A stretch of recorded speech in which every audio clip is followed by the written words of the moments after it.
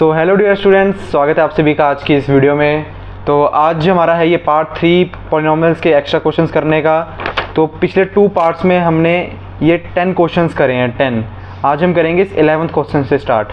तो ये है हमारा 11th क्वेश्चन और ये क्या कहता है कि if a quadratic polynomial ax² + bx + c has 2 same zeros with opposite signs then find the value of b। तो हमें दिया है कि एक क्वाड्रेटिक पॉलिनॉमियल है ax² + bx + c, उसकी 2 सेम ज़ीरोज़ हैं। तो मान लो अगर एक अल्फ़ा है तो दूसरी क्या होगी, वो भी अल्फ़ा होगी, क्योंकि बोला है हमें 2 सेम ज़ीरोज़ हैं बट विद ऑपोजिट साइंस।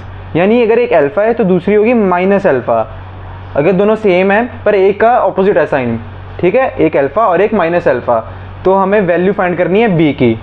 अब आप सोचो कि कौन से फॉर्मूले कि भाई b आता है हमारा अल्फ़ा प्लस बीटा में आता है हमारा -b/a, उसमें हमारे b आता है जिससे हमारी उसकी वैल्यू निकल जाएगी। और उल्टा आप ये देखो कि अल्फ़ा प्लस -अल्फ़ा ये 0 भी हो जाएगा तो और इजीली निकल जाएंगी हमारी b की वैल्यू।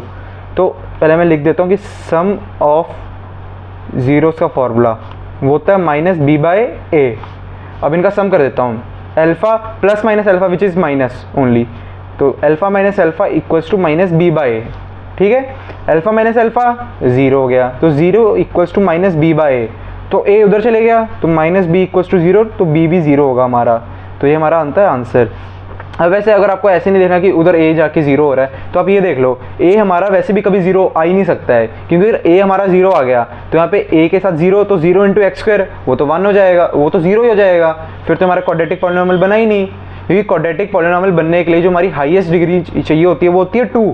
फिर तो यहाँ पे x² तो 0 ही हो गया, फिर तो 2 आई नहीं हाईएस्ट डिग्री, तो इसलिए हमारा a 0 नहीं होएगा, तो b हमारा 0 हो जाएगा।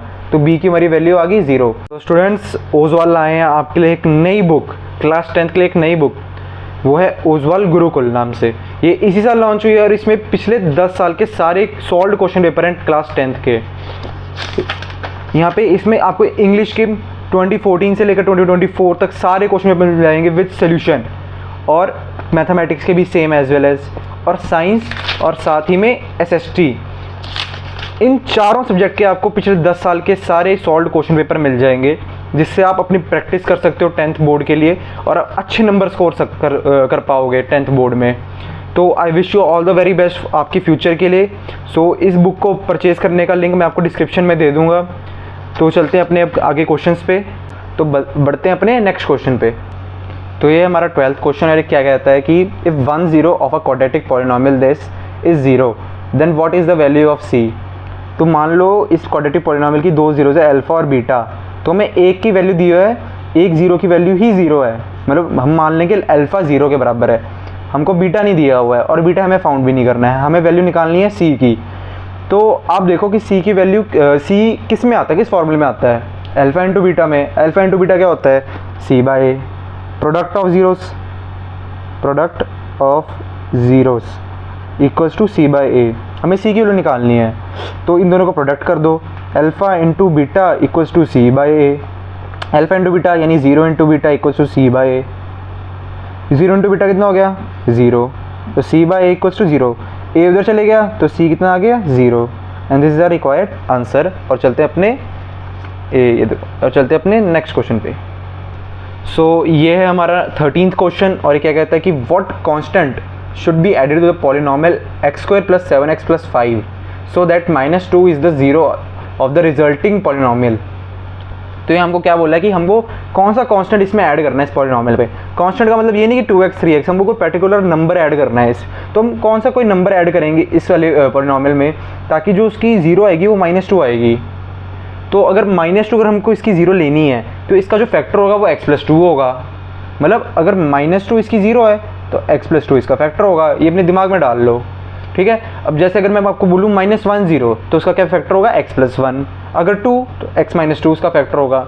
जैसे आप ये करते नहीं मिडिल टर्म स्प्लिटिंग में, जैसे मान लो आपका आ गया x + 3 × x - 4 इक्वल्स टू 0।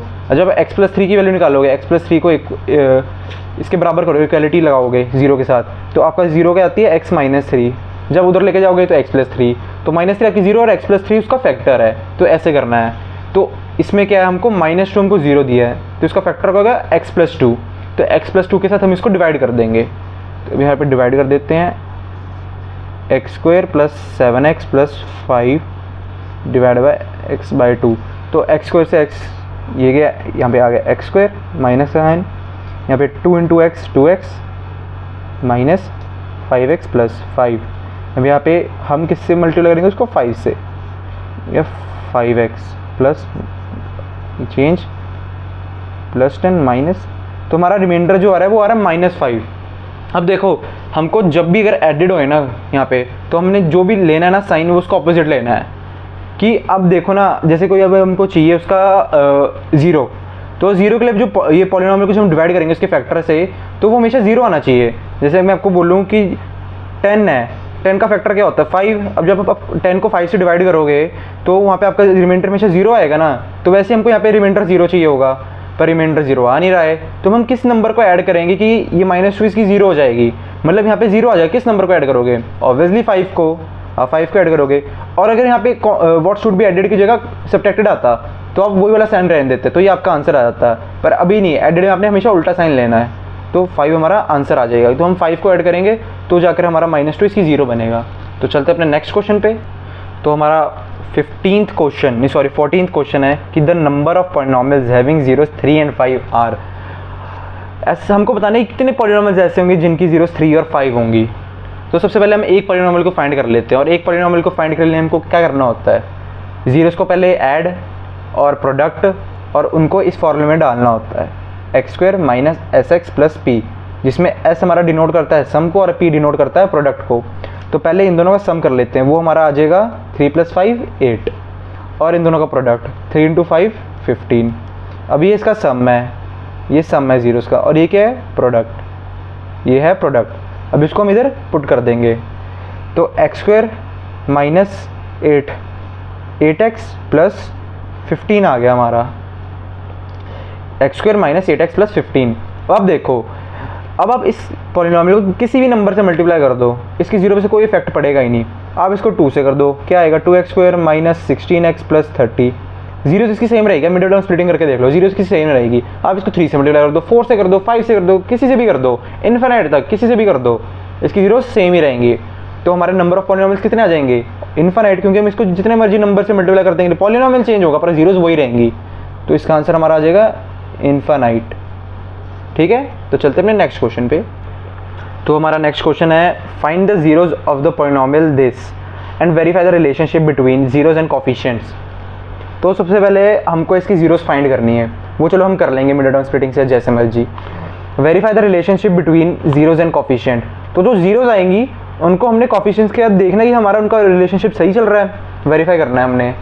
तो कोफिशिएंट्स हमारे क्या होते हैं वैसे देखो, पॉलिनॉमियल में 7 यहाँ पे 1, क्योंकि हमें कुछ नहीं तो हम 1 लेंगे, 1 7 एंड 12 हमारे कोफिशिएंट्स हैं। तो हमें कोफिशिएंट्स और जीरोस को वेरीफाई करना है कि उनका रिलेशनशिप सही चल रहा है। तो वैसे उनको वेरीफाई करने के लिए 2 फॉर्मूले होते हैं हमारे पास, alpha plus beta equals to minus b by alpha. Beta हम मान लेते हैं जीरोस है, let alpha and beta are zeros. ठीक है, तो alpha plus beta minus b by alpha, ये दोनों हमारी जीरोस होगी, और बी बाई हमारे कोफिशिएंट्स हो गए, और alpha into beta equals to c by. हमें देखना है कि ये दोनों इक्वल हैं। ठीक है, तो सबसे पहले हम जीरो निकाल देंगे इसकी, अल्फा और बीटा। तो जीरोस निकालेंगे हम, इसकी कर देंगे मिड टर्म स्प्लिटिंग या फैक्टराइजेशन, जो भी बोलना है बोलो। तो x square plus 3x plus 4x plus 12 x plus 3 plus 4 x plus 3, तो x प्लस 4 यहाँ पे x प्लस 3, और हमारी जीरो जाएंगी रिस्पेक्टिवली -4 और -3। इसको हम अल्फा लेट कर लेंगे और इसको हम बीटा लेट कर लेंगे। ठीक है, तो ये अल्फा हो गया हमारा, ये बीटा हो गया। अभी हम इधर इनको पुट कर देंगे ये 1 और 2 में। ठीक है, तो हम 1 ले लेते हैं, इन 1 alpha plus beta, alpha plus beta होता है -4 प्लस माइनस -3 रहेगा equals to minus b by, minus b है हमारा क्या है -7 हमारा माइनस बी है अपॉन ए तो हमारा 1 है, तो उसको हम लिखने की कोई ज़रूरत नहीं है। तो -4 -3 क्या जाएगा -7 इक्वल्स टू -7, ये हमारा वेरीफाई हो गया। अब दूसरा इन 2, इसको वेरीफाई करते हैं इन 2, तो ये ऐसे हमारा हो गया। अब हम दूसरे वाले में पुट करेंगे इसे alpha into beta c by a. मैं इधर लिख देता हूँ वापस, alpha into beta equals to c by a. Alpha into beta यानी -4 इंटू -3 विच इज़ +12, और सी क्या है हमारा, सी हमको दिया 12 बाय ए 1 ही है, तो इक्वल्स टू आ जाएगा 12 बाय 1। उसको ऐसे लिखेंगे कोई ज़रूरत नहीं, तो 12 बाय 12 इक्वल्स टू 12, ये भी हमारा प्रूव हो गया। तो ये हमारा आंसर प्रूव हो गया कि हमने वेरीफाई कर दिया इन दोनों का रिलेशनशिप, ज़ीरोज़ और कोफिशिएंट्स का। सो ये हो गए हमारे सारे क्वेश्चन। अगर आपको हमारी वीडियो अच्छी लगी तो प्लीज़ वीडियो को लाइक कर दे और हमारे चैनल को सब्सक्राइब कर दे, ताकि आपको हमारी अगली वीडियोज़ का नोटिफिकेशन मिल जाए। So thank you for watching, bye bye.